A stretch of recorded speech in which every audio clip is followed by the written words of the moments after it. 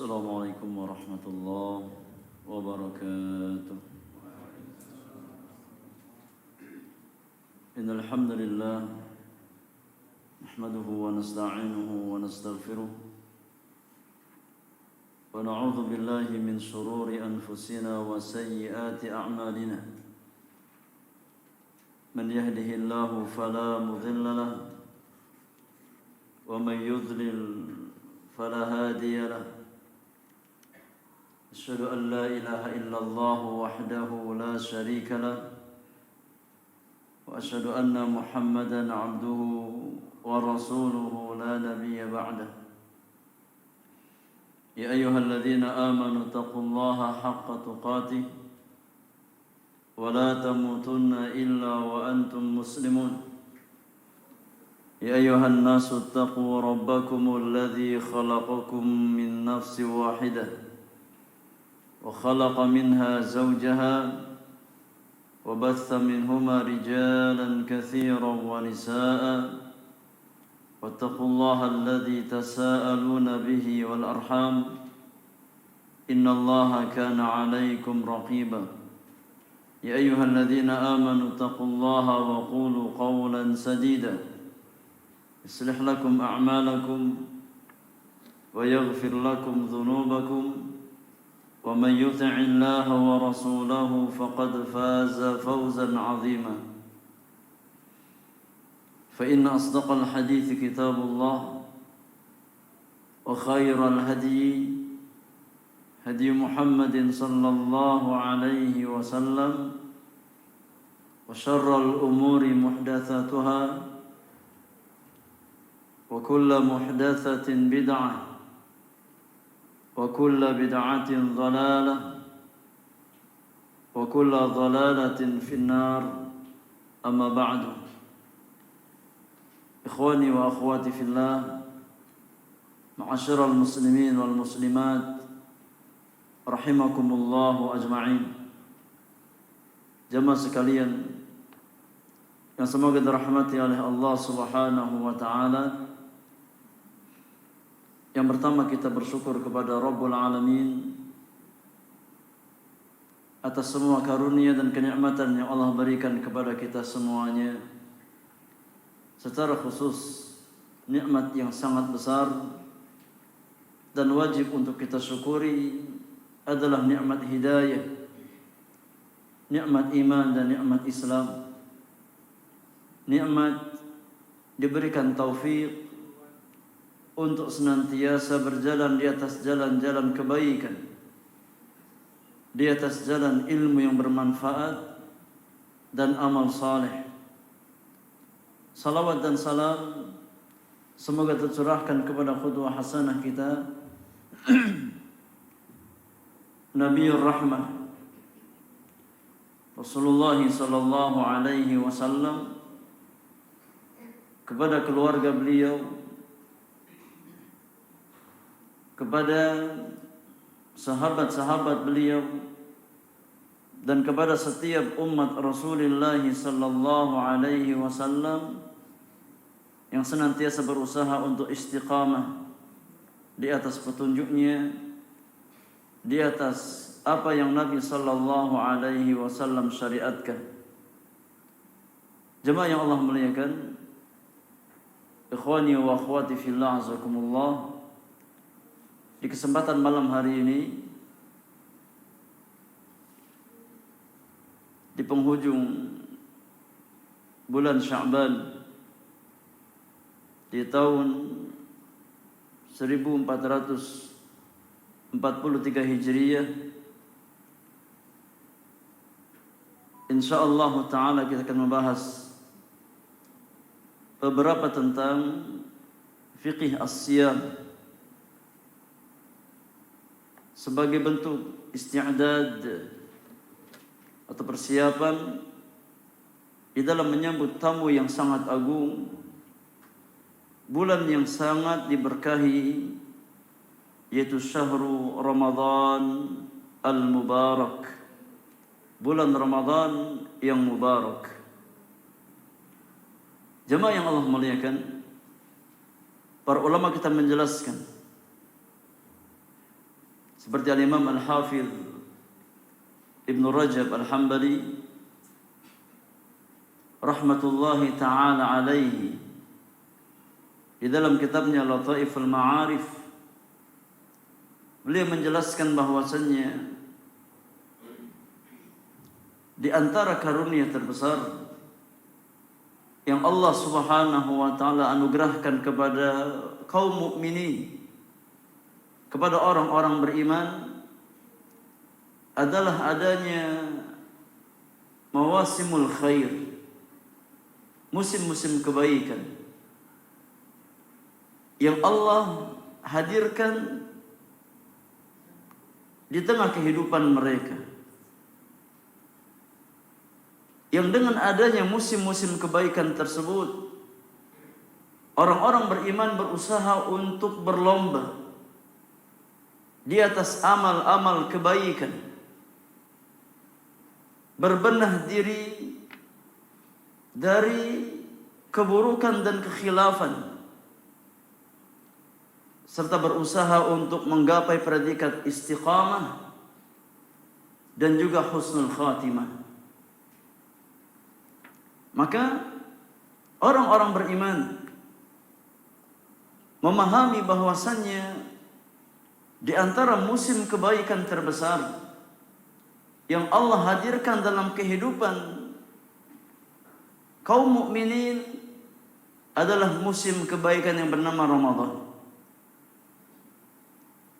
Bulan yang sangat mulia, yang memiliki fadilah yang sangat luar biasa, sebagaimana dijelaskan dalam nas-nas Al-Quranul Karim dan juga sunnah-sunnah Rasulullah sallallahu alaihi wasallam. Dan insyaallah kita akan jelaskan sebagian dari keutamaan bulan Ramadan atau keutamaan ibadah siyamu Ramadan. Namun sebelum kita membahas tentang ahkamus siyam, hukum-hukum seputar puasa Ramadan, terlebih dahulu kita bahas tentang bagaimana seharusnya seorang mukmin bersiap diri menyambut bulan Ramadan. Apa yang hendaknya kita persiapkan dalam menyambut bulan yang sangat agung tersebut? Apa yang harus dipersiapkan oleh seorang muslim dan muslimah di dalam menyambut musim kebaikan Ramadan? Maka jemaah yang Allah muliakan, di antara perkara terpenting yang hendaknya dipersiapkan oleh seorang mukmin dan mukminah dalam menyambut musim kebaikan Ramadan, yang pertama adalah al-ilmu. Hendaknya kita mempersiapkan ilmu tentang Ramadan, tentang ibadah-ibadah yang disyariatkan oleh Allah dan Rasulnya sallallahu alaihi wasallam di bulan yang mulia tersebut. Karena di antara prinsip beragama yang diajarkan oleh Allah dan Rasulnya sallallahu alaihi wasallam adalah prinsip beragama ilmiah dan amaliyah. Orang-orang beriman ditarbiyah oleh Allah dan Rasulnya sallallahu alaihi wasallam dalam beragama, hendaknya mereka membangun cara beragama mereka di atas prinsip ilmiah dan amaliyah. Apa makna prinsip ilmiah dalam beragama? Makna prinsip ilmiah adalah seorang muslim dan muslimah wajib membangun setiap keyakinan, ucapan, dan amalan yang dia kerjakan di atas dasar-dasar ilmu yang sahih, yang bersumber dari Al-Quranul Karim dan sunnah Rasulullah sallallahu alaihi wasallam. Ini kita tidak berakidah, tidak memiliki keyakinan, tidak beribadah, dan juga dalam bab akhlak dan muamalah melainkan dengan sesuatu yang datang dari Allah dan Rasulnya sallallahu alaihi wasallam. Kita membangun akidah kita membangun yakni tata cara atau kaifiyat ibadah kita, dan kita juga berusaha untuk memiliki akhlak dan juga bermuamalah sesuai dengan keterangan dalil yang datang dari Allah dan Rasulnya sallallahu alaihi wasallam. Itu prinsip ilmiah. Ya. Seorang muslim berusaha untuk membangun tata cara beragamanya di atas keterangan dalil yang datang dari Allah dan Rasulnya sallallahu alaihi wasallam. Maka orang-orang beriman wajib mendahulukan ilmu sebelum dia berucap dan beramal. Seorang mukmin, seorang mukminah wajib untuk mendahulukan ilmu sebelum dia berucap dan beramal. Dan itu hakikat dari prinsip ilmiah. Adapun prinsip amaliyah, maka maknanya adalah seorang hamba, seorang mukmin dan mukminah, setelah dia berusaha untuk mempelajari petunjuk Allah dan Rasulnya sallallahu alaihi wasallam, setelah kita berusaha untuk mengkaji dalil-dalil yang datang dari Al-Quranul Karim dan sunnah Rasulullah sallallahu alaihi wasallam, maka kewajiban berikutnya adalah kita berusaha mengamalkannya. Karena mengamalkan ilmu adalah konsekuensi dari ilmu itu sendiri. Mengamalkan ilmu yang kita miliki adalah di antara parameter keberkahan ilmu yang kita miliki, dan di antara tanda ilmu tersebut bermanfaat. Ya. Maka sebagaimana kita dituntut untuk bersemangat di dalam talabul ilmi syar'i, menuntut ilmu agama, mempelajari petunjuk Allah dan Rasulnya sallallahu alaihi wasallam, kita pun dituntut untuk mengamalkan ilmu-ilmu yang kita miliki. Ya. Dan hendaknya seorang mukmin yakni tidak memisahkan antara ilmu dan amal. Karena keduanya adalah satu kesatuan yang tidak dipisahkan dalam agama kita. Tidak boleh seorang muslim yakni hanya bersemangat dalam dalam menuntut ilmu, kemudian dia lemah dalam mengamalkan ilmu yang dia miliki. Sebagaimana kita dilarang untuk beramal tanpa dibangun di atas fondasi ilmu yang sahih, maka kewajiban kita adalah menggabungkan antara prinsip ilmiah dan amaliyah di dalam beragama. Oleh karena itu, setiap muslim wajib membekali dirinya dengan ilmu-ilmu syar'i sebelum dia bertemu dengan bulan Ramadan, agar setiap amalan yang dia lakukan terbimbing di atas jalan hidayah, di atas petunjuk Allah dan Rasulnya sallallahu alaihi wasallam. Karena Nabi yang mulia bersabda dalam hadis yang sahih dari jalan Ummul Mukminin Aisyah radhiyallahu taala anha wa ardhaha, kata Nabi yang mulia, man amila amalan laisa alaihi amruna fahuwa raddun.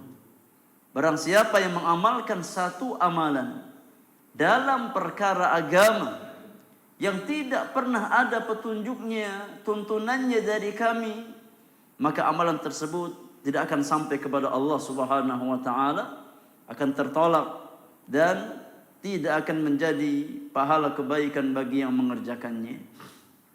Maka hendaknya kita menyambut Ramadan dengan yakni ilmu, mempelajari perkara-perkara yang Allah syariatkan kepada orang-orang beriman di bulan yang mulia tersebut.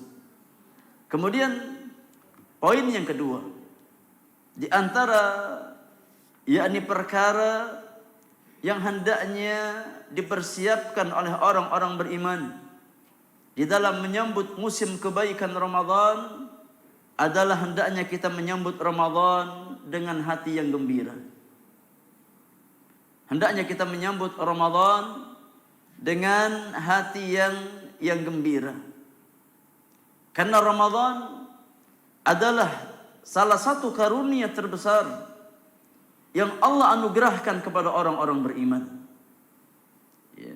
Ramadan adalah satu di antara anugerah yang sangat besar yang Allah hadirkan dalam kehidupan orang-orang beriman. Allah tabaraka wa ta'ala berfirman di dalam surat Yunus ayat yang ke-58. Kata Allah Subhanahu wa ta'ala, "Qul bi fadlillah wa bi rahmatihi fabidzalika falyafrahu huwa khairum mimma yajma'un." Qul, katakan wahai Muhammad, ini katakan kepada umatmu, katakan kepada orang-orang beriman, bifadlillah, dengan karunia Allah, wa bi rahmatihi, dan dengan rahmat Allah Subhanahu wa taala, fabidzalika falyafrahu, hendaklah mereka bergembira dengan rahmat dan karunia Allah Subhanahu wa taala. Hendaknya hati kaum mukminin merasa lapang, merasa gembira dengan karunia dan rahmat Allah Subhanahu wa taala. Huwa khairum mimma yajma'un, karena itu semua lebih baik. Ya, rahmat Allah, karunia Allah itu lebih baik dari apa yang mereka kumpulkan dari perkara dunia. Al-Imam Al-Hafidh Ibnu Katsir rahimahullahu taala tatkala menafsirkan ayat di atas, beliau menjelaskan apa ini maksud dengan rahmat Allah dan karunia Allah, yang dengannya orang-orang beriman wajib merasa bergembira, wajib merasa lapang hatinya. Kata Imam Al-Hafidh Ibnu Katsir rahimahullahu taala menafsirkan ayat di atas, maknanya kata beliau, dengan apa yang Allah datangkan untuk mereka, yakni orang-orang beriman, berupa nikmat hidayah dan agama yang hak, yakni dinul Islam, hidayah kepada iman dan Islam, hendaknya mereka bergembira, karena sesungguhnya karunia tersebut lebih layak untuk membuat gembira hati orang-orang beriman. Ya. Karunia tersebut lebih baik dari harta-harta dunia yang mereka kumpulkan. Maka ini yang Allah inginkan dari kita semuanya. Hendaknya seorang mukmin hatinya itu lebih merasa gembira, lebih merasa senang dengan nikmat iman, nikmat hidayah, nikmat Islam yang Allah berikan kepada mereka. Namun tabiat manusia, ya, kita seringkali lebih lapang hati kita dengan perkara-perkara dunia. Ya, apa buktinya jamaah? Apa buktinya? Bukti sederhana, ya, bahwasanya seringkali kita ini lebih merasa lapang dengan perkara-perkara dunia daripada nikmat Islam, daripada nikmat hidayah. Ya. Yakni tatkala kita mendapat pesan, dapat WhatsApp. Ya. Ada dua pesan masuk. Ya, yang pertama akhir bulan, ya, info tentang apa? Akhir bulan, info gajian. Ya, sudah masuk ke rekening Anda, ya, gajian untuk bulan Maret. Yang kedua, info tentang kajian. Ya, beda huruf G sama K. Info dapat gajian, info tentang kajian. Kira-kira yang lebih senang mana jamaah? Yang lebih membuat hati kita lapang, info yang pertama apa info yang kedua?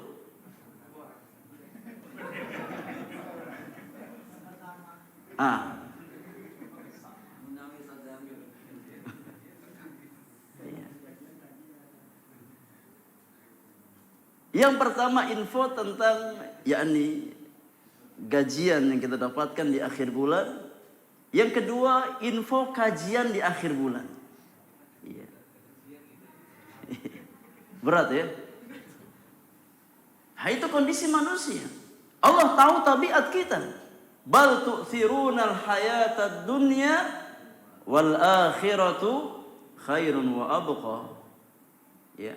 Maka orang-orang beriman hendaknya melatih jiwa mereka, melatih hati mereka untuk merasa lebih lapang dengan karunia-karunia Allah Subhanahu wa taala. Secara khusus nikmat hidayah, nikmat iman dan nikmat Islam, serta nikmat diberikan kebaikan di atas ilmu dan amal. Ya.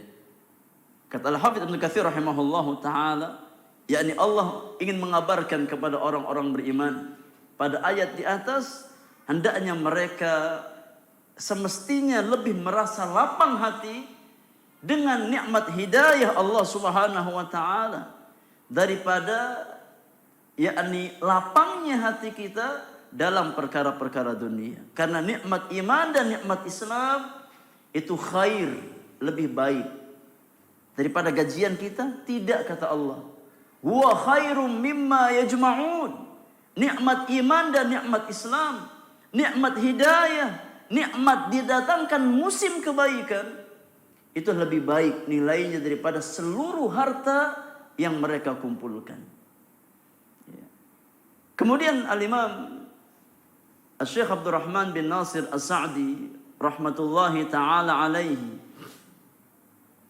di dalam tafsirnya Taisir Al-Karimir Rahman fi tafsiri Kalamil Mannan, beliau menjelaskan tatkala menafsirkan ayat di atas, kata Syekh Abdurrahman bin Nasir As-Sa'di rahimahullahu ta'ala, sesungguhnya nikmat agama itu berkaitan dengan kebahagiaan dunia dan akhirat seorang hamba.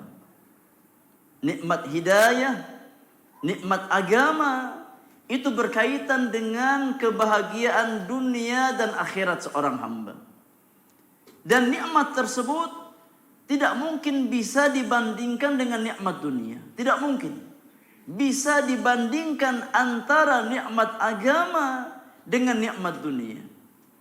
Sekalipun semua kenikmatan dunia dikumpulkan pada seseorang, ya, karena semua kenikmatan dunia akan sirna dalam waktu yang sangat singkat. Ya, kita di dunia paling maksimal 60-70 tahun. Kata Nabi SAW, a'maru ummati ma baina sittina ila sab'in wa aqalluhum man yajuzu dhalik. Umur umatku itu rata-rata, yakni mayoritas keumumannya antara 60 sampai 70 tahun. Ya, ini yakni batas umat Rasulullah sallallahu alaihi wasallam. Dan kalaupun ada yang melebihi batasan tersebut, wa aqalluhum man yajuzu dzalik, maka sifatnya hanya sedikit. Ya, dibandingkan dengan ya orang yang wafat di usia tersebut. Maka semua kenikmatan dunia yang kita dapatkan sebanyak apapun sifatnya sementara dan terbatas dan akan kita tinggalkan.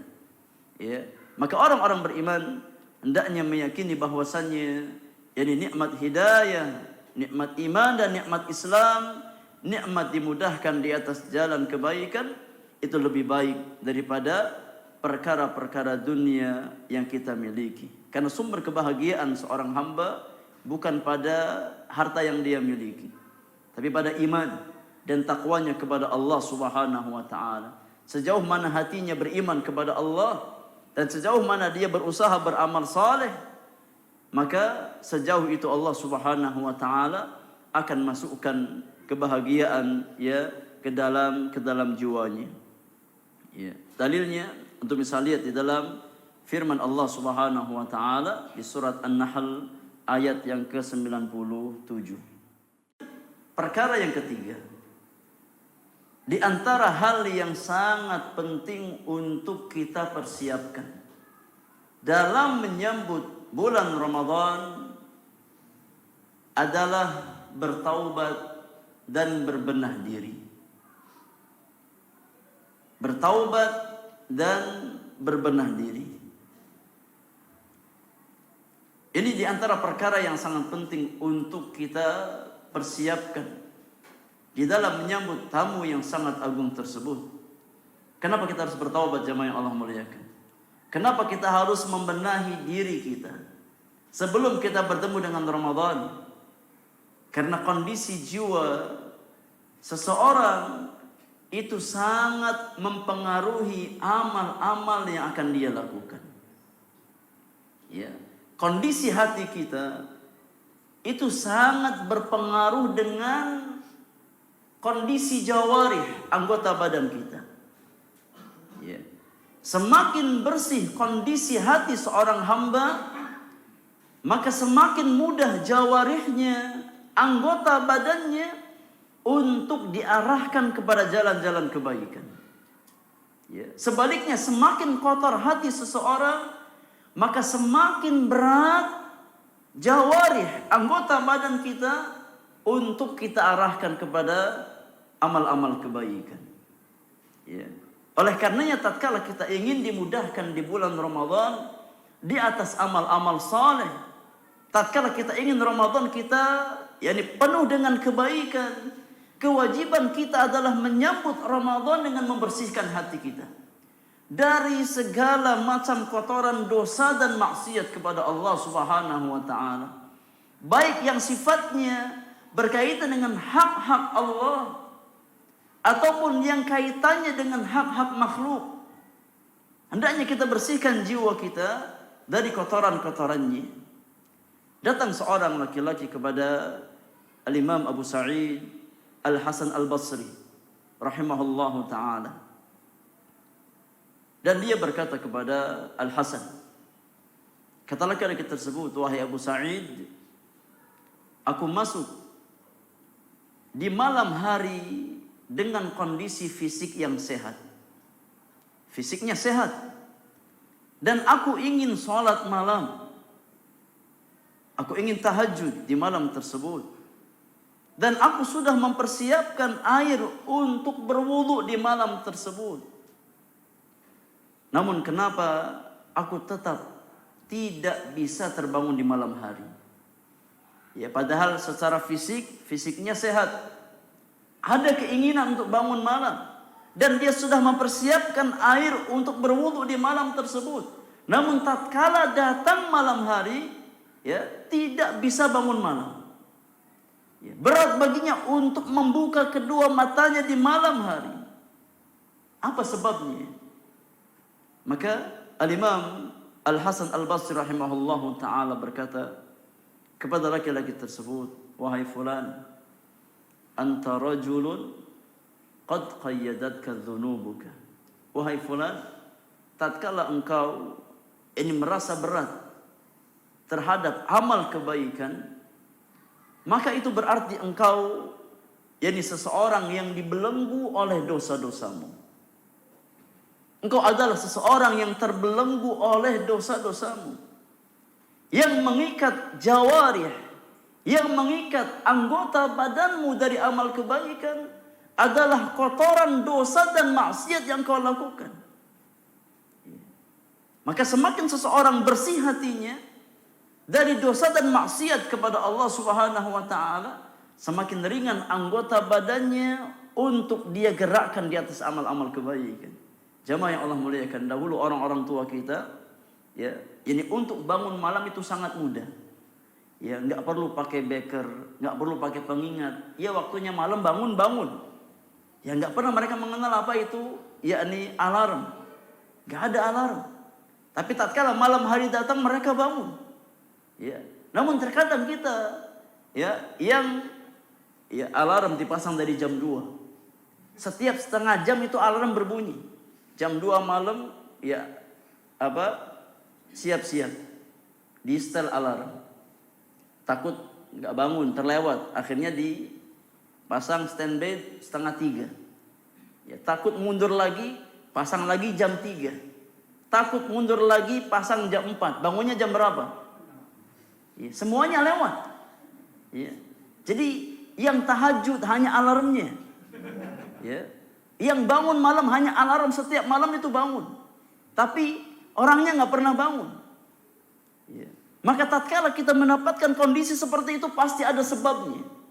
Tatkala seseorang merasa sulit untuk bangun malam atau amal-amal kebaikan yang lainnya, maka di antara penyebab terbesarnya adalah kotornya hati kita dengan dosa dan maksiat kepada Allah Subhanahu wa taala. Makanya para salaf dahulu mengatakan, ya tatkala engkau ingin bangun malam, maka jaga Allah di siang hari. Jagalah Allah di siang hari. Jangan bermaksiat di siang hari. Tatkala kita ingin di malam hari Allah bangunkan kita, ya, maka jaga Allah di siang hari. Ya, karena sebab yang menyebabkan seseorang sulit untuk bangun malam adalah tatkala hati kita sudah kita kotori di siang hari dengan dosa dan maksiat kepada Allah Subhanahu wa taala. Demikian pula dengan Ramadan. Tatkala kita ingin Ramadan kita menjadi Ramadan yang penuh dengan keberkahan, dengan kebaikan, maka kewajiban kita, ya, sebelum kita masuk bulan Ramadan, hendaknya kita memperbanyak taubat dan istighfar kepada Allah Subhanahu wa taala. Berusaha untuk membersihkan jiwa-jiwa kita, melepaskan yakni dari belenggu dosa dan maksiat kepada Allah Subhanahu wa taala. Al-Imam Sufyan Ats-Tsauri rahimahullahu taala berkata, kata Sufyan Ats-Tsauri rahimahullahu taala, "Hurimtu qiyamal laili khamsata ashhurin bidzambin adnabtuhu." Hurimtu qiyamal lail. Aku terhalang dari qiyamul lail. Aku tidak bisa bangun malam untuk tahajud selama 5 bulan lamanya, disebabkan hanya karena satu dosa yang aku lakukan. Lihat, dahulu para ulama sangat sensitif terhadap dosa dan maksiat yang mereka lakukan. Ya. Tatkala mereka yakni terhalang dari amal kebaikan, maka mereka berusaha mencari tahu apa sebabnya. Sufyan Ats-Tsauri rahimahullahu taala menuturkan bahwasanya pernah beliau terhalang dari salat malam selama 5 bulan lamanya disebabkan karena satu dosa yang pernah beliau lakukan. Ya. Maka ditanya kepada beliau, apa gerangan dosa yang sampai menghalangi Sufyan untuk yakni tidak bisa bangun salat malam selama 5 bulan lamanya? Maka Sufyan Ats-Tsauri menjawab, kata beliau, "Ra'aitu rajulan yabki." Pernah suatu hari aku melihat seseorang, dia menangis. Ini menangis dalam amal kebaikan. Ima dia menangis ya dalam salatnya, ima dia menangis tatkala dia baca Al-Qur'an atau amal yang lain. Aku melihat seseorang ya, dia menangis. Faqultu fi nafsi, maka aku bergumam dalam jiwaku, ya, hadza mura'in. Dia adalah orang yang ria. Yakni tangisan dia bukan tangisan karena Allah Subhanahu wa taala, tapi tangisan yang timbul karena ria, mencari pujian manusia. Yakni penyakit suudzon, berburuk sangka terhadap orang lain. Dengan sebab itu beliau tidak bisa bangun di malam hari selama 5 bulan lamanya. Ya. Maka jemaah yang Allah muliakan, hendaknya kita memaksimalkan ya hari-hari ini untuk memperbanyak taubat dan istighfar kepada Allah Subhanahu wa taala, agar Allah tabaraka wa taala memberikan kita yakni kemudahan di atas amal-amal kebaikan di bulan Ramadan yang mubarak. Dan kemudian ikhwani wa akhwati fillah azakumullah, poin berikutnya kita bahas sedikit tentang ahkamus siyam, tentang hukum-hukum seputar ini puasa. Yang pertama, definisi puasa. Definisi as-siyam. As-siyam secara bahasa itu artinya al-imsak wal imtina'u 'anis syai'.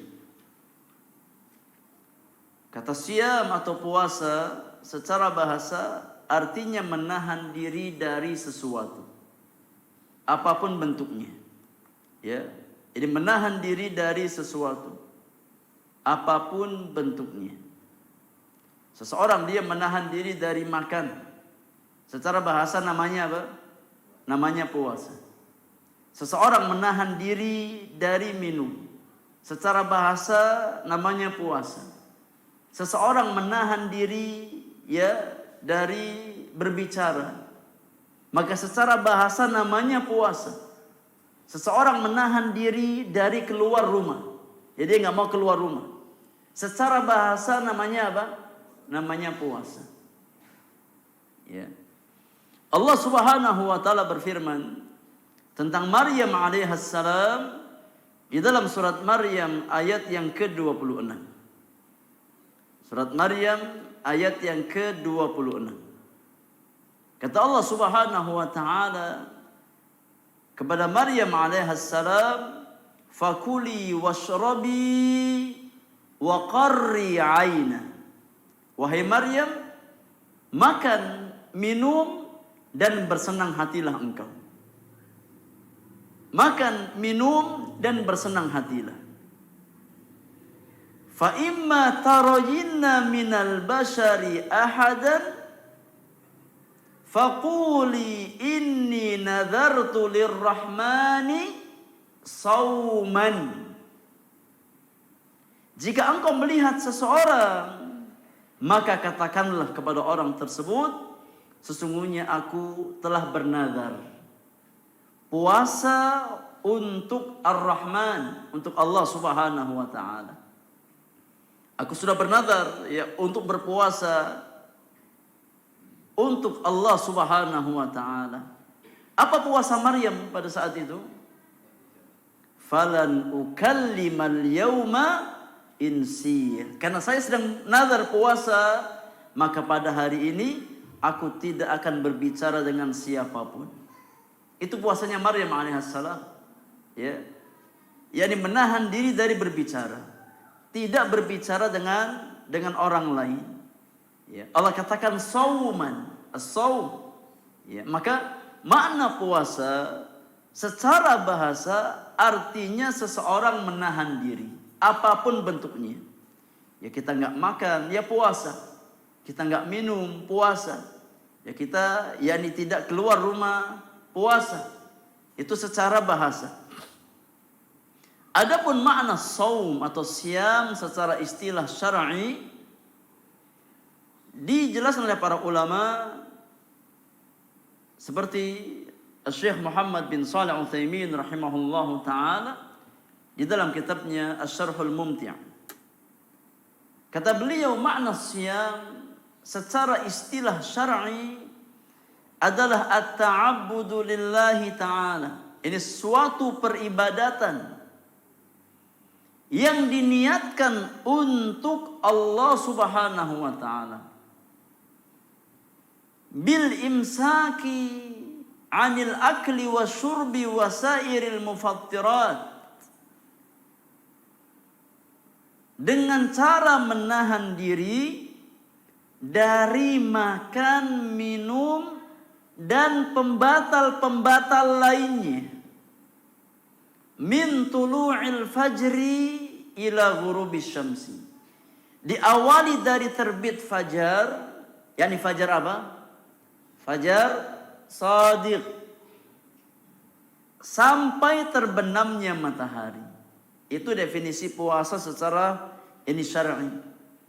Suatu peribadatan yang diniatkan untuk Allah Subhanahu wa taala dengan cara menahan diri dari makan, minum, dan pembatal-pembatal lainnya, mulai dari terbit fajar sampai terbenam matahari. Yaitu definisi as-saum atau puasa secara istilah. Kemudian poin berikutnya kita bahas tentang keutamaan as-siyam, keutamaan puasa. Puasa adalah ibadah yang sangat agung, yang memiliki banyak fadilah dan pahala yang berlipat ganda. Di antara bukti keagungan ibadah puasa adalah sebagai berikut. Yang pertama, Allah Subhanahu wa taala menyandarkan ibadah puasa langsung kepada dirinya. Allah Subhanahu wa taala yang menyandarkan ibadah puasa langsung kepada dirinya. Dalilnya adalah hadis Abu Hurairah radhiyallahu taala anhu wa ardhah. Dalam hadis yang muttafaqun alaihi, Rasulullah sallallahu alaihi wasallam bersabda, kata Nabi yang mulia, kullu amali ibni Adam yudha'af. Setiap amal anak Adam itu dilipat gandakan. Al hasanatu ashru amthaliha ila 700 dhi'fin.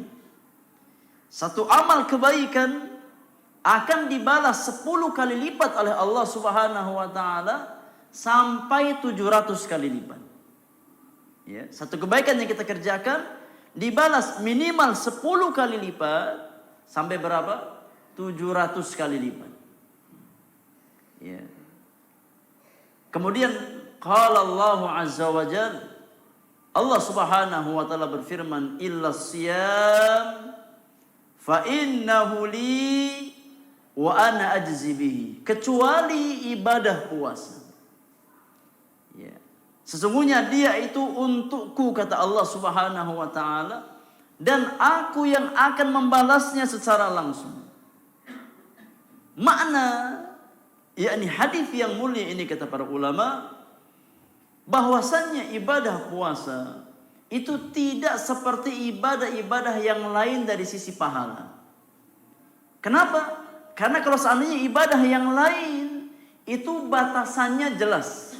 Satu kebaikan yang kita lakukan dibalas 10 kali lipat sampai 700 kali lipat. Adapun ibadah puasa maka tidak ada limit tertentu. Tidak ada batasan tertentu. Karena yang memberikan balasan langsung Allah Subhanahu wa taala. Allah berikan pahala puasa dengan tanpa batasan. Ya, dengan tanpa limit tertentu. Karena Allah yang akan membalas ya ahli siyam secara langsung. Ya. Maka di antara keutamaan puasa bahwasannya ya puasa tersebut disandarkan langsung kepada Allah Subhanahu wa taala. Allah yang akan membalas yakni pahala ahli siyam dengan kehendaknya, dengan kehendak Allah Subhanahu wa taala. Baik, satu lagi sebelum adzan, di antara yakni keutamaan ibadah puasa bahwasannya puasa bisa menggugurkan dosa dan kesalahan seorang hamba. Ya, ibadah puasa akan menggugurkan dosa dan kesalahan seorang hamba. Rasulullah sallallahu alaihi wasallam bersabda dalam hadis yang muttafaqun alaih, kata Nabi yang mulia, man shama ramadhana imanan wa ihtisaban ghufira lahu ma taqaddama min dhanbi. Barang siapa yang berpuasa Ramadan atas dasar iman dan ihtisab, maka akan diampuni dosa-dosanya yang telah lalu. Maka ibadah puasa ya akan mengampuni dan menggugurkan dosa-dosa seorang hamba. Pertanyaannya jemaah yang Allah muliakan, apa makna as-siyamu imanan dan apa makna as-siyam ihtisaban? Apa makna puasa karena iman dan apa makna puasa karena ihtisab? Makna puasa imanan, kata para ulama, yakni seseorang dia berpuasa karena dia mengimani, karena dia meyakini bahwasannya Allah yang mewajibkan dia untuk berpuasa. Allah yang mensyariatkan puasa Ramadan dan mewajibkan orang-orang beriman untuk berpuasa Ramadan. Itu makna puasa imanan. Jadi kita berpuasa bukan karena riya, bukan karena sum'ah, tapi karena kita meyakini dan mengimani bahwasannya Allah yang mensyariatkan puasa Ramadan tersebut. Adapun ihtisaban maknanya seseorang berpuasa karena mengharapkan ganjaran dan pahala dari Allah Subhanahu wa taala, bukan karena faktor yang lain. Ya, kita berpuasa karena kita mengharapkan ganjaran dan pahala yang Allah janjikan ya di dalam nas-nas Al-Qur'anul Karim ataupun sunnah Rasulullah sallallahu alaihi wasallam. Maka di antara ini keutamaan ibadah siam, bahwasanya puasa akan menjadi sebab digugurkannya dosa-dosa seorang hamba. Wallahu taala alam bissawab. Sudah masuk waktu Isya. Insyaallah kita lanjutkan ya sedikit setelah salat Isya berjamaah. Wassallallahu ala nabiyyina Muhammadin wa alihi wa sahbihi ajma'in. Wa akhiru da'wana alhamdulillahi rabbil alamin. Assalamualaikum warahmatullahi wabarakatuh.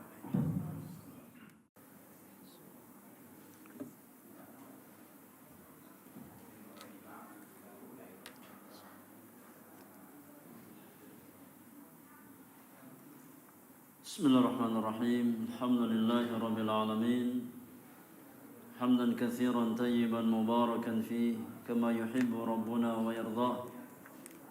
Wassalatu wassalamu ala asrafil mursalin Nabiyyina Muhammadin wa alihi wa sahbihi ajma'in wa man tabi'ahum bi ihsanin ila yaumiddin wa sallama tasliman katsira. Amma ba'du. Ikhwani wa akhwati fillah, azakumullah. Jamaah yang Allah muliakan, kita lanjutkan. Di antara fadilah atau keutamaan ibadah puasa yang ketiga, bahwasanya puasa adalah junnah atau perisai dari kemaksiatan dan perisai dari api neraka di hari kiamat. Dalilnya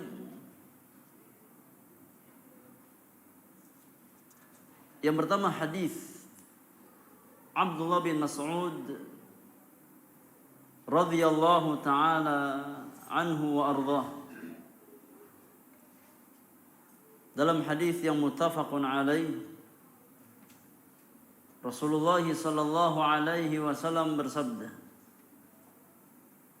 kata Nabi yang mulia, ya ma'syarasy syabab, man istata'a al-ba'ata falyatazawwaj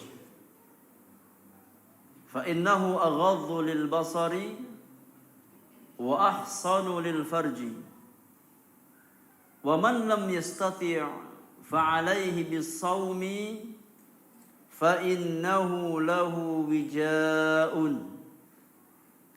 Kata Nabi yang mulia, wahai para pemuda,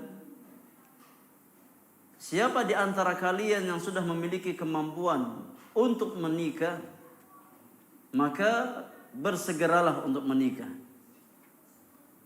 Karena menikah itu lebih bisa menundukkan pandangan dan menjaga kemaluan seseorang.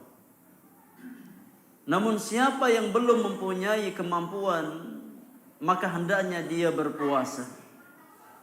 Karena sesungguhnya puasa adalah tameng bagi dirinya, yakni tameng dari keburukan syahwat dan hawa nafsunya. Ya. Maka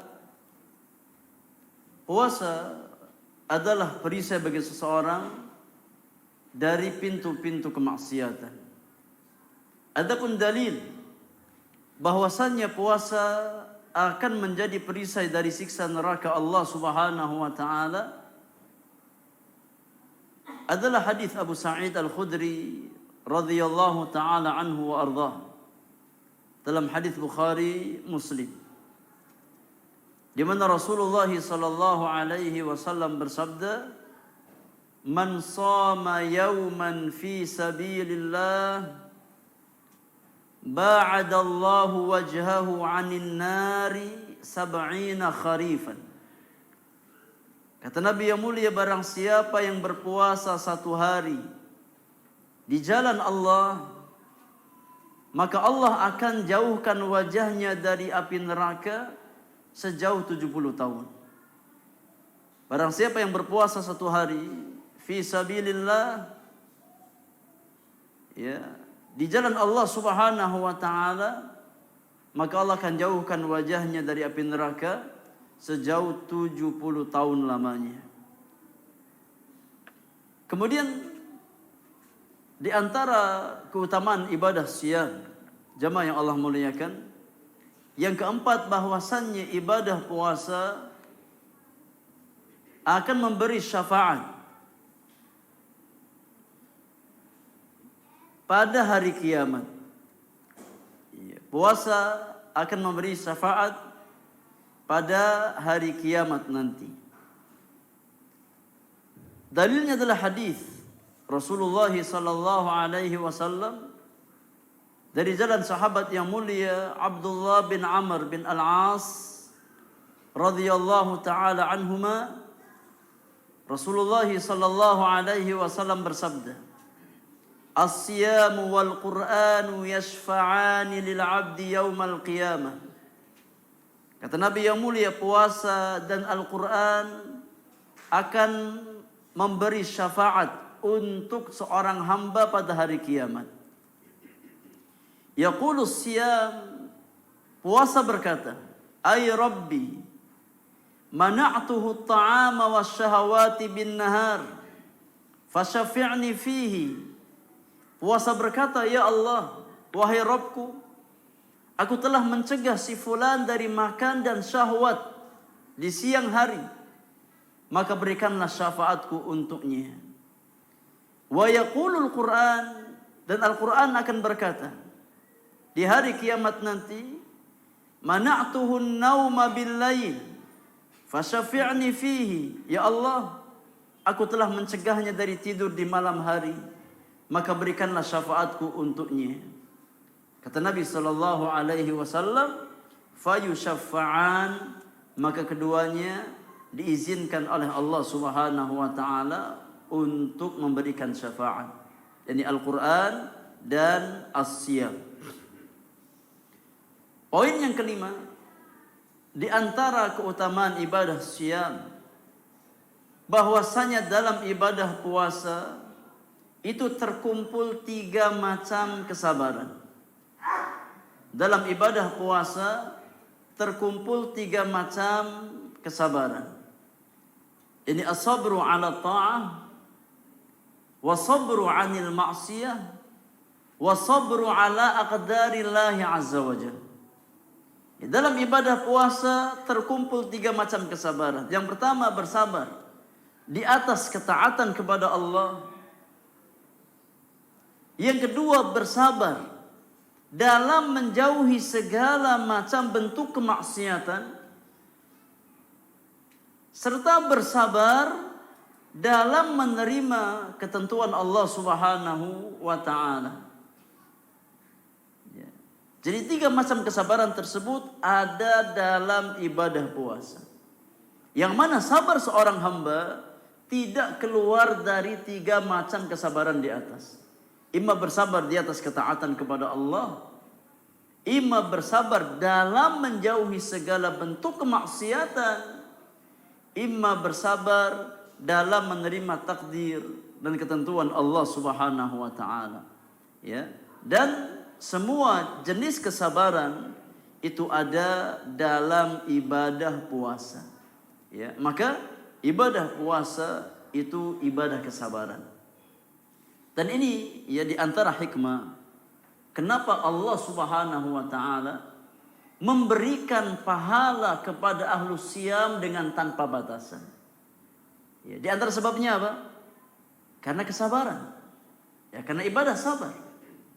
Ya, itu di antara jawaban kenapa yakni ibadah puasa itu pahalanya dikembalikan kepada Allah dengan tanpa limit tertentu. Allah yang membalas pahala ahli siyam secara langsung. Ya, karena ibadah puasa sangat identik dengan kesabaran. Dan Allah Subhanahu wa taala berfirman di dalam surat Az-Zumar ayat yang ke-10. Kata Allah Subhanahu wa taala, innama yuwaffas sabiruna ajrahum bighairi hisabin. Kata Allah Subhanahu wa taala, hanya orang-orang yang bersabarlah yang disempurnakan pahalanya dengan tanpa batas. Ya, maka ibadah puasa itu ibadah yang sangat identik dengan kesabaran. Oleh karenanya Allah Subhanahu wa taala memberikan pahala dengan tanpa batasan kepada ahli siyam. Yang terakhir, jamaah yang Allah muliakan, di antara keutamaan ibadah siyam yang keenam, ya, bahwasannya ahli siyam akan diberikan keutamaan untuk masuk ke dalam surga lewat pintu khusus yang bernama pintu apa? Pintu Ar-Rayyan. Pintu Ar-Rayyan. Ini pintu khusus yang hanya Allah berikan kepada ahli siyam. Ya, tidak ada orang yang dibolehkan masuk pintu Ar-Rayyan kecuali ahli siyam. Dalilnya adalah hadis Rasulullah sallallahu alaihi wasallam dari jalan sahabat yang mulia Sahal bin Sa'ad As-Sa'idi. Dalam hadis Bukhari dan Muslim, Rasulullah sallallahu alaihi wasallam bersabda, "Inna fil jannati baban yuqalu lahu Rayyan." Sesungguhnya di surga nanti ada satu pintu yang dinamakan dengan pintu Ar-Rayyan. Yadkhulu minhu as-saimuna yaumal qiyamah. Para ahli siyam akan memasuki pintu tersebut di hari kiamat. La yadkhulu minhu ahadun ghairuhum. Tidak ada yang masuk pintu Ar-Rayyan dari kalangan ahlul jannah selain mereka, selain ahlus siyam. Yuqalu, akan dikatakan di hari kiamat nanti, aina as-saimun? Mana ahli siyam? Fayaqumun, maka mereka pun bangkit, mereka pun bangun. La yadkhulu minhu ahadun ghairuhum. Tidak ada yang masuk pintu Ar-Rayyan tersebut selain daripada ahli siyam. Fa idza dakhalu ughliqa falam yadkhul minhu ahadun. Kata Nabi yang mulia, tatkala semua ahli siyam sudah bangkit, yang mereka berdiri kemudian masuk surga lewat pintu Ar-Rayyan, maka pintu tersebut ditutup. Ya, tidak ada yang masuk lewat pintu Ar-Rayyan kecuali ahli siyam. Ya, kecuali ahli as-siyam. Apa makna Ar-Rayyan jamaah? Apa makna Ar-Rayyan? Ar-Rayyan apa maknanya? Ada yang namanya Ar-Rayyan di sini? Ar-Rayyan itu artinya kenyang. Ya, Ar-Rayyan artinya kenyang. Ya, kenyang dari minum. Ya, hilang dahaga, ya, hilang rasa haus kita, itu namanya Ar-Rayyan. Ya, kalau orang kenyang dari makan, bahasa Arabnya apa? Apa bahasa Arabnya jemaah? Antum pada tawadhu semua. Ya, ini muka-mukanya muka-muka alumni bahasa Arab. Alumnus bahasa Arab ya. Alumni tapi nggak lulus. Ya, program 2 tahun, 2 kali pertemuan, muntabir. Bahasa Arabnya kenyang dari makan apa? Syaba'an. Syaba'an. Kalau kenyang dari minum itu namanya Rayyan. Ya. Itu namanya Rayyan. Kalau kenyang karena makanan namanya Syaba'an. Kalau kenyang karena minuman namanya Rayyan. Itu makna Ar-Rayyan. Ya. Maka pintu Ar-Rayyan itu identik dengan ahli siyam. Kemudian jamaah yang Allah muliakan, ya, karena waktu sudah sangat mepet, kita bahas tentang yakni adab-adab puasa. Ya, tentang adab-adab puasa atau sunnah-sunnah puasa. Ya, yang hendaknya diperhatikan oleh orang-orang beriman tatkala dia berpuasa. Ya, kita nggak bisa bahas semua ya, kitab ini. Kita bahas sebagian. Di antara adab atau sunnah puasa, yang pertama adalah aklatus sahur, yakni makan sahur. makan sahur. Dan makan sahur ini sangat dianjurkan bagi orang yang berpuasa. Dalam hadis Bukhari Muslim, Rasulullah sallallahu alaihi wasallam bersabda, dari hadis Anas bin Malik radhiyallahu anhu, kata Nabi yang mulia, tasahharu fa inna fis sahuri barakatan. Bersantap sahurlah. Ini makan sahurlah. Karena sesungguhnya di dalam makan sahur itu ada keberkahan. Ya, di dalam makan sahur itu ada keberkahan. Dalam hadis yang lain disebutkan ya bahwasanya makan sahur itu di antara pembeda antara puasa kaum muslimin dengan puasanya ahli kitab. Ya. Makan sahur itu menjadi pembeda antara puasanya kaum muslimin dengan puasa ahli kitab. Ya. Rasulullah sallallahu alaihi wasallam bersabda, kata Nabi yang mulia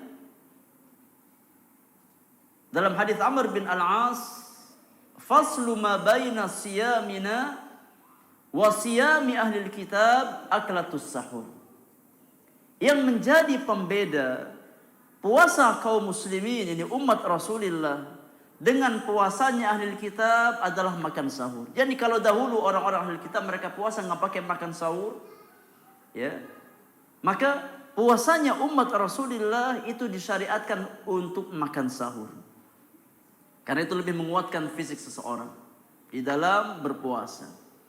Dan di antara sunnah sahur,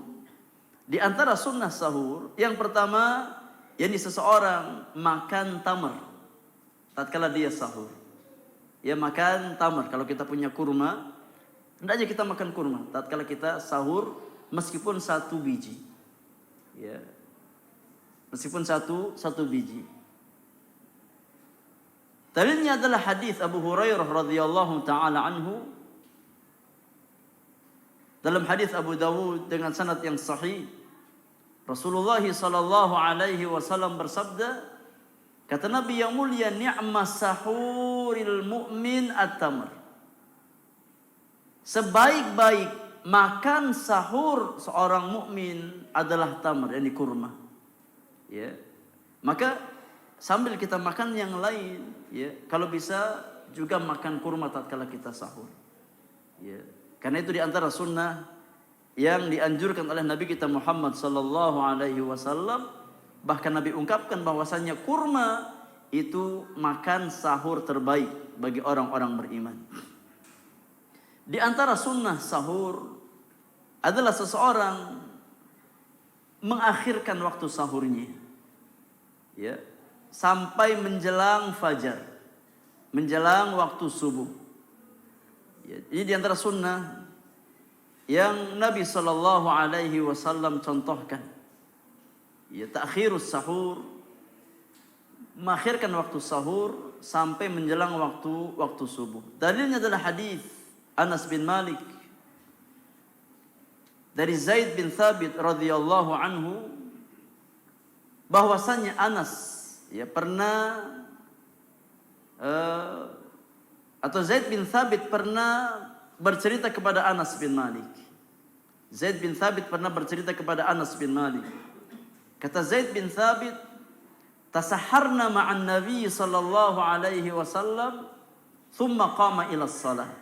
Pernah suatu saat kami, yakni para sahabat, di antaranya Zaid bin Thabit, itu makan sahur bersama Nabi sallallahu alaihi wasallam. Kemudian selesai makan sahur, Nabi langsung bangkit untuk persiapan salat apa?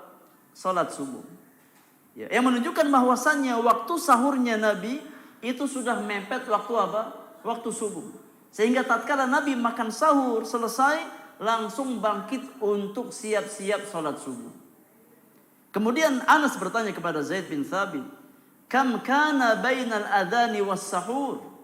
Berapa jeda waktu antara azan subuh dan sahurnya Nabi sallallahu alaihi wasallam?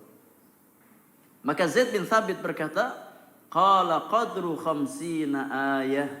yakni jarak sahurnya Nabi ke azan subuh itu kurang lebih sekitaran orang baca 50 ayat Al-Quran. Ya, itu waktu sahurnya Nabi. Ya.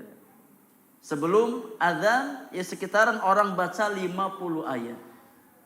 Ini kalau kita kira-kirakan orang baca satu ayat yang sedang, nggak terlalu panjang atau terlalu pendek. Ya.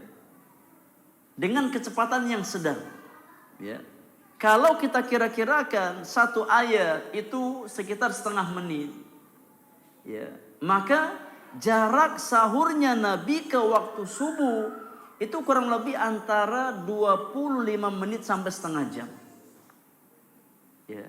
Maka ini diantara waktu sahur yang terbaik. Ini kurang lebih sekitar setengah jam sebelum subuh. Ya, kita bersantap sahur. Ya. Al-Imam An-Nawawi rahimahullahu taala di dalam kitab Al-Minhaj Syarah Sahih Muslim bin Al-Hajjaj, beliau berkata, kata Imam An-Nawawi rahimahullahu taala, di dalam hadis tersebut terdapat anjuran untuk mengakhirkan makan sahur sampai menjelang waktu subuh. Ya, dalam hadis Anas bin Malik tersebut terdapat dalil, kata Imam Nawawi, dan juga anjuran untuk mengakhirkan waktu sahur sampai menjelang waktu subuh. Karena itu yang Nabi sallallahu alaihi wasallam contohkan. Dan yakni mengamalkan sunnah ini lebih menguatkan fisik seseorang tatkala dia berpuasa. Ya, tatkala kita mengakhirkan waktu sahur ya sampai menjelang subuh, insya Allah lebih menguatkan fisik kita. Ya, daripada orang yang makan sahurnya jam 1 malam, ya, jam 2 malam, akhirnya zuhur sudah apa? Sudah lemes. Ya, karena terlalu cepat dia makan sahur. Ya, maka mengamalkan sunnah Nabi itu lebih menguatkan fisik seseorang tatkala dia berpuasa. Kemudian di antara adab atau sunnah berpuasa yang kedua adalah ta'jilul iftar, menyegerakan berbuka. Menyegerakan yakni berbuka. Maka tatkala sudah masuk waktu maghrib, ya segera kita berbuka. Jangan ditunda. Karena itu sunnah Rasulullah sallallahu alaihi wasallam. Dalam hadis Sahal bin Sa'ad As-Sa'idi radhiyallahu anhu wa ardhah, dalam hadis Bukhari Muslim, Rasulullah sallallahu alaihi wasallam bersabda, "La yazalun nasu bi khairin ma'ajjalul fitra." Manusia, yakni kaum muslimin, akan senantiasa di atas kebaikan selama mereka menyegerakan berbuka puasa. Ya. Kaum muslimin senantiasa di atas kebaikan selama mereka menyegerakan berbuka puasa mereka, tidak ditunda-tunda. Ya, karena itu di antara sunnah Rasulullah sallallahu alaihi wasallam. Dalam hadis Abu Hurairah radhiyallahu taala anhu wa ardhah, ya, dalam Sunan Abu Dawud dan yang lainnya dengan sanad yang hasan, Rasulullah sallallahu alaihi wasallam bersabda, kata Nabi yang mulia, la yazalud dinu zahiran ma'ajjalan nasul fitr li'anna al-yahuda wan nasara yuakhirun. Kata Nabi yang mulia, agama Islam akan senantiasa jaya selama kaum muslimin menyegerakan berbuka puasa. Karena orang-orang Yahudi dan Nasrani, mereka menunda-nunda berbuka puasa mereka. Mereka mengakhirkan ini berbuka puasa mereka. Di antara sunnah berbuka puasa adalah seseorang berbuka puasa dengan rutab. Ya, dengan kurma muda atau kurma basah. Ya, kalau kita punya rutab, hendaknya kita awali buka puasa kita dengan rutab, dengan kurma muda. Ya. Kalau nggak ada rutab, paling tidak dengan tamar, dengan kurma kering. Ya, dan kalau kita lihat kebanyakan ya kaum muslimin di negeri ini, ya, tatkala berbuka maka dengan tamar, dengan kurma kering. Karena rutab itu jarang. Ya, kecuali kalau seseorang pulang dari umroh dapat apa dari Makkah atau Madinah oleh-oleh berupa rutab. Tapi yang dijual kebanyakan itu rata-rata tamr, ya kurma kering. Kalau tidak ada rutab ataupun tamr, maka hendaknya kita mengawali buka puasa kita dengan air putih. Ini sunnah Rasulullah sallallahu alaihi wasallam. Dalilnya adalah hadis Anas bin Malik radhiyallahu anhu, di mana Anas menuturkan di antara sunnah Rasulullah sallallahu alaihi wasallam dalam berbuka puasa. Kata Anas bin Malik, kana Rasulullah sallallahu alaihi wasallam yuftir ala rutabat qabla an yusalli. Fa in lam takun rutabat fa ala tamarat. Fa in lam takun hasawatin min ma'in. Kata Anas, dahulu Rasulullah biasa berbuka dengan beberapa butir rutab atau kurma muda. Ya, apabila tidak didapati maka beliau berbuka dengan tamar, dengan kurma kering. Apabila tidak didapati maka Nabi sallallahu alaihi wasallam meneguk beberapa tegukan air putih. Maka hendaknya kita berusaha mempraktekkan dan mengamalkan sunnah tersebut tatkala kita berbuka puasa. Ya, yani meskipun godaan atau daya tarik gorengan itu lebih besar. Ya, tapi paling tidak kita makan kurma meskipun 1 butir. Ya, sebelum kita makan gorengan. Ya, karena tidak kita pungkiri bahwasannya terkadang tatkala kita buka puasa, syahwat atau daya tarik gorengan itu lebih besar daripada daya tarik kurma. Ya. Kalau antum disandingkan ada bakwan, ada tahu isi, ada mendoan, ada kurma, kira-kira lebih pilih mana jamaah? Gorengan. Ya. Tapi hendaknya kita berusaha untuk mempraktekkan sunnah Nabi Sallallahu Alaihi Wasallam. Ya, nggak terlarang makan gorengan, nggak masalah. Tapi makan kurma dulu, ya, makan rutab dulu kalau ada. Kalau nggak ada makan tamar. Kalau nggak ada minum air putih dulu. Ya. Dan mengamalkan sunnah Nabi dalam adab buka puasa itu ada manfaat dunia dan manfaat agama. Al-Imam Ibnu Qayyim rahimahullahu ta'ala menjelaskan di dalam kitab Zadul Ma'ad, ini faidah seseorang mengawali buka puasanya dengan rutab, tamar atau air putih. Adapun tatkala seseorang mengawali buka puasa dengan rutab atau tamar, maka itu akan menguatkan ginjalnya. Akan menguatkan ginjal seseorang. Karena sesuatu yang manis itu berfungsi untuk menguatkan ginjal seseorang. Sedangkan mengawali buka puasa dengan air putih, maka sangat bermanfaat untuk limpa seseorang. Ya, karena tatkala seseorang berpuasa limpahnya kering. Maka tatkala dia mengawali buka puasa dengan minum air putih akan bermanfaat untuk limpahnya. Ya, maka selain kita mendapatkan pahala atau keutamaan sunnah di dalam mengamalkan sunnah Rasulullah, ya juga ada kebaikan untuk fisik atau jasad kita. Ya, jadi jangan terburu-buru makan kurma Indonesia. Makan kurma beneran dulu. Ya, karena gorengan itu kurma Indonesia. Ya, karena kalau kita buka puasa nggak ada gorengan, kayaknya ada yang kurang. Ya, tapi kalau kita buka puasa nggak ada kurma, kayaknya biasa aja. Ya, tapi kalau buka puasa nggak pakai gorengan, itu kayaknya ada yang kurang. Buka puasanya. Ya, apa buktinya? Buktinya tatkala minyak goreng mahal, pada ribut. Pada apa? Pada ribut. Ya, karena memang luar biasa syahwat gorengan itu. Ini luar biasa. Ya, besar. Ya. Ini godaannya besar. Tapi kemudian di antara sunnah atau adab berpuasa atau adab berbuka puasa adalah membaca doa tatkala kita berbuka puasa. Dan di antara doa yang Nabi ajarkan yang warid dan thabit dari Rasulullah sallallahu alaihi wasallam adalah doa yang datang dari jalan sahabat yang mulia Abdullah bin Umar radhiyallahu anhuma, di mana beliau menuturkan dahulu Rasulullah sallallahu alaihi wasallam apabila beliau berbuka maka beliau membaca dhahabadh dhama'u wa batallatil uruqu wa thabatal ajru insyaallah. Telah hilang dahagaku telah basah urat-uratku, dan telah tetap pahala bagiku insyaallah. Adab yang ketiga, di antara adab ya berpuasa, kita bahas secara cepat. Yang ketiga, memperbanyak tilawah Al-Quran. Ya. Yang keempat, memperbanyak infak dan sedekah. Karena di antara ikon Ramadan adalah Al-Quran dan kedermawanan. Di antara ikon Ramadan adalah Al-Quranul Karim.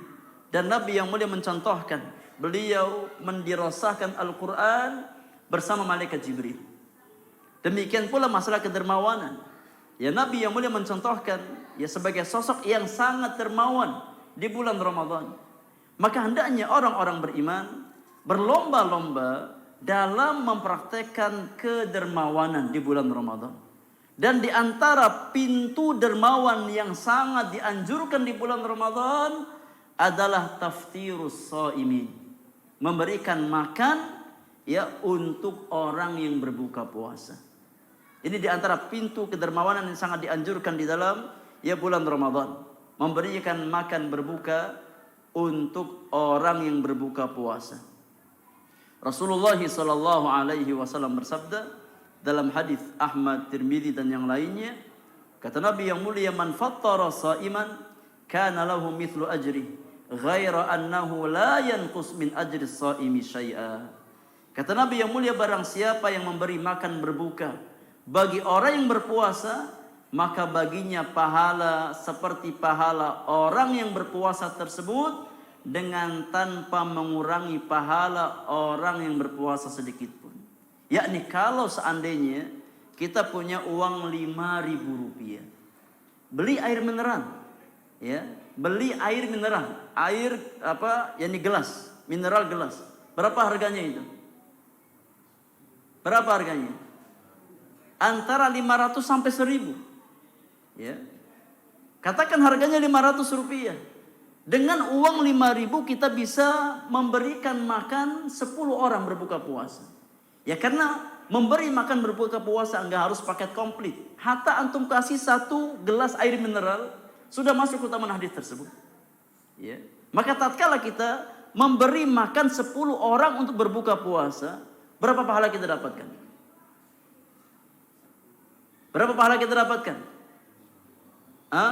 Tatkala kita memberikan makan ini untuk berbuka 10 orang, berapa pahala kita dapatkan? Berapa pahala kita dapatkan? Pahala 11 ya. Jadi 11 pahala puasa. Ya bukan 10. Kalau 10 berarti dia yang ngasih nggak puasa. Dapat 11. Yani 10 pahala orang lain, 1 pahala puasa kita insyaallah ta'ala. Ya. Kita beli kurma 1 bungkus 50.000 mungkin, isinya 50 butir kurma. Kasih 1 orang 1 kurma. Ya, maka masuk keutamaan hadis tersebut. Memberikan makan orang yang berpuasa. Dapat pahala orang yang berpuasa tanpa mengurangi pahalanya di hadapan Allah Subhanahu wa taala. Maka coba latih kedermawanan kita di bulan Ramadan. Ya.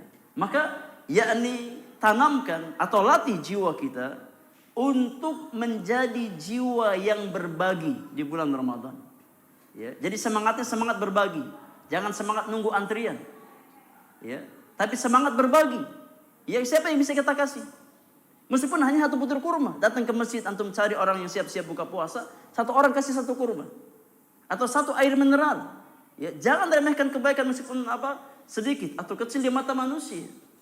Ya, karena bisa jadi itulah yang akan menyelamatkan kita dari adab Allah subhanahu wa ta'ala. Yang terakhir, ya di antara adab puasa adalah doa. Memperbanyak doa. Ya, tatkala kita berpuasa. Oleh karena di antara ayat yang Allah turunkan tentang siam adalah ayat doa. Wa idza sa'alaka 'ibadi 'anni fa inni qarib ujibu da'watad da'i idza da'an. Allah sisipkan ayat doa di antara ayat puasa. Di antara hikmahnya kata para ulama, karena orang yang berpuasa adalah waktu yang sangat mustajab untuk terkabulnya doa seseorang.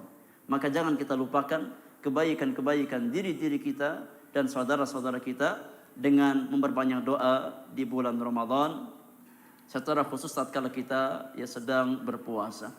Wallahu taala alam bisawab. Ya, karena waktu yang sudah sangat larut, ya. Kita cuma sampai di sini dari pembahasan untuk malam hari ini seputar yakni ahkamus siyam. Hanya sedikit yang bisa kita bahas sama yang Allah muliakan.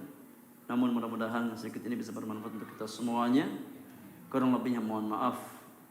Apa-apa yang hak semata-mata taufik dari Allah Subhanahu wa taala.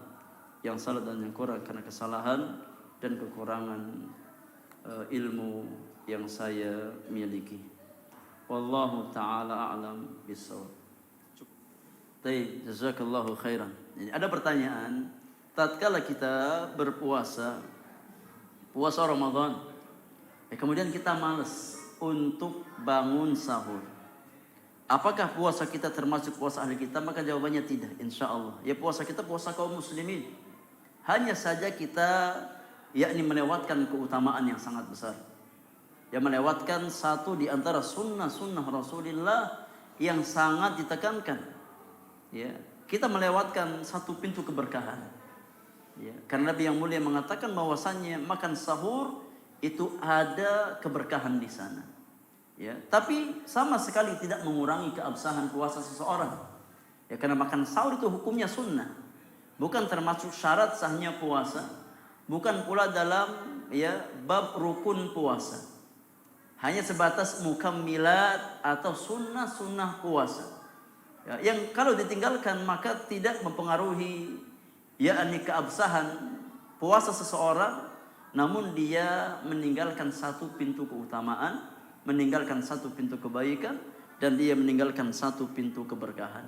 Tapi puasanya tetap sah dan insya Allah tidak berkurang nilai puasanya di hadapan Allah Subhanahu wa taala, karena makan sahur itu masuk bab sunan, bukan rukun ataupun syarat sahnya puasa. Wallahu taala alam bisawab. Taib terakhir. Assalamualaikum warahmatullahi wabarakatuh. Waalaikumsalam warahmatullahi wabarakatuh. Ustaz mau tanya, bulan puasa katanya setan itu umat muslim banyak yang tidak menjalankan puasa di bulan Ramadan. Yang kedua, kenapa bulan puasa banyak orang yang membangun pihak-pihak tidak sunat, bagaimana menyikapinya? Assalamualaikum warahmatullahi wabarakatuh. Waalaikumsalam warahmatullahi wabarakatuh. Soal yang kedua kurang jelas, kayaknya terputus-putus suaranya. Ada yang bisa mengulang? Soal yang kedua, ya ini kurang bisa tertangkap pertanyaannya karena terputus suaranya tadi. Apakah bisa diulang? Assalamualaikum warahmatullahi wabarakatuh. Waalaikumsalam warahmatullahi wabarakatuh. Kan banyak orang yang Ramadan, umat Islam berpuasa dengan menjalankan dengan sebaiknya. Kenapa banyak setan dibelenggu di bulan puasa? Yang kedua, banyak umat Islam yang menjalankan ibadah puasa dengan melakukan sahur secara riak-riak, itu kan tidak sesuai dengan Islam. Bagaimana dengan menyikapinya?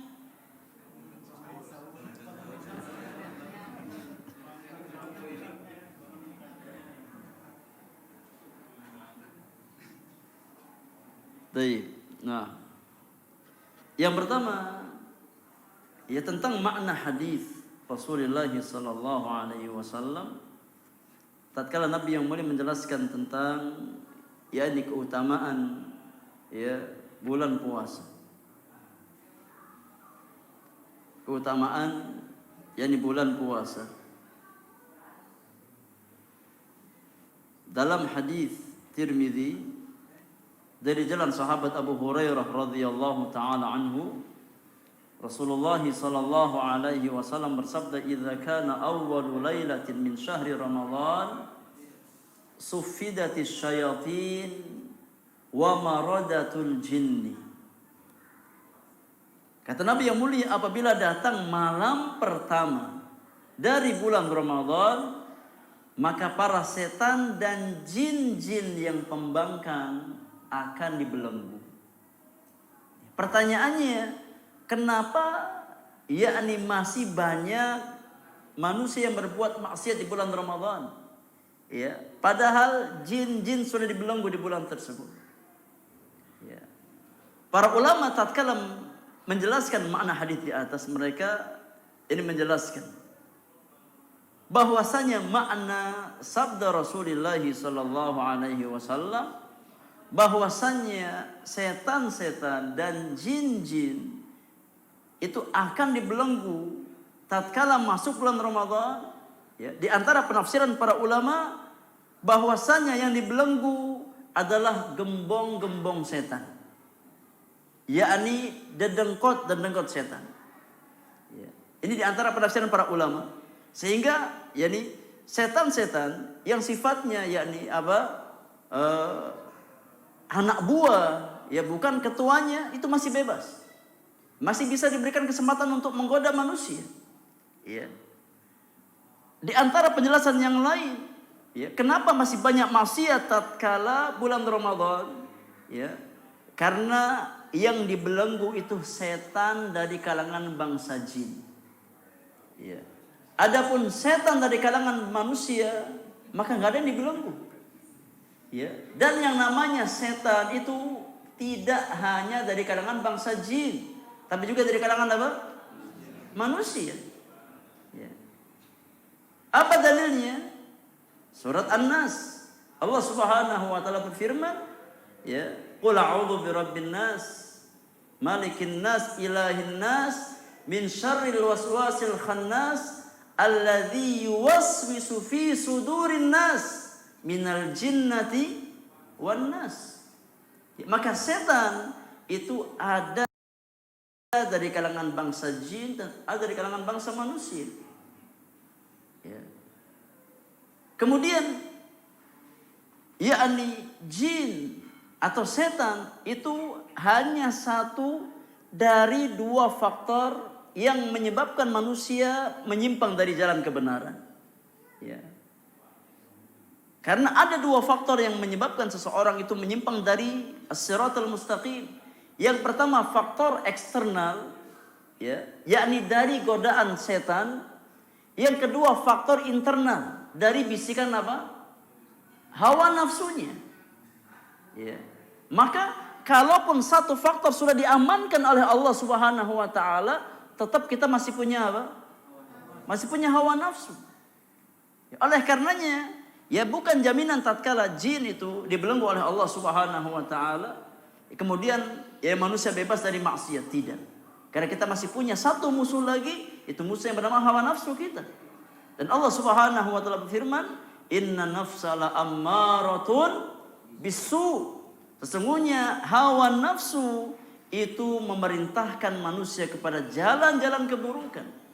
Jadi jangan aneh, kayak kalaupun seandainya setan itu benar dibelenggu oleh Allah Subhanahu wa taala, ya semuanya kita masih punya satu musuh yang bernama hawa nafsu. Ya. Maka itu diantara ya sebab kenapa masih ada yakni orang-orang yang bermaksiat di bulan Ramadan. Nah, wallahu taala alam bisawab. Adapun ya cara kita menyikapi soal yang kedua, ya hendaknya kita memberikan nasihat. Kalau kita yakni mampu memberikan nasihat, mengamalkan hadis Rasulullah sallallahu alaihi wasallam, man ra'a minkum munkaran falyughayyirhu bi yadihi, fa illam yastati' fa bi lisanihi, fa illam yastati' fa bi qalbihi, wa dzalika adhaful iman. Kata Nabi yang mulia, barang siapa melihat kemunkaran, hendaknya dia ingkari dengan tangannya. Kalau tidak mampu dengan lisannya, kalau juga tidak mampu minimal dengan hatinya. Ya, maka hendaknya kita yakni menyikapi hal-hal tersebut ya dengan apa yang Nabi sallallahu alaihi wasallam tuntunkan.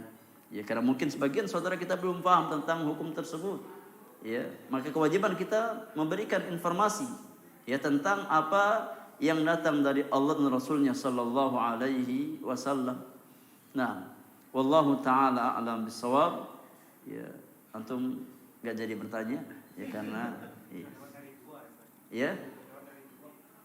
Ya. Iya. Karena memang ibu-ibu ya, kita kasih udzur ya. Tadi kita siapa satu tambahan lagi, tanyanya langsung dua. Baik, khairan insyaallah. Mudah-mudahan apa yang kita bahas di malam hari ini bermanfaat untuk kita semuanya. menambahkan ilmu dan iman kita, dan kita mohon kepada Allah Subhanahu wa taala semoga Allah pertemukan kita dengan bulan Ramadan di atas nikmat iman dan nikmat Islam dan nikmat keamanan, nikmat sehat wal afiat. Wallahu taala alam bissawab. Wa sallallahu ala nabiyyina Muhammadin wa alihi wa sahbihi ajma'in. Wa akhiru da'wana alhamdulillahi rabbil alamin. Subhanakallahumma wa bihamdika asyhadu an la ilaha illa anta astaghfiruka wa atubu ilaik. Assalamualaikum warahmatullahi wabarakatuh.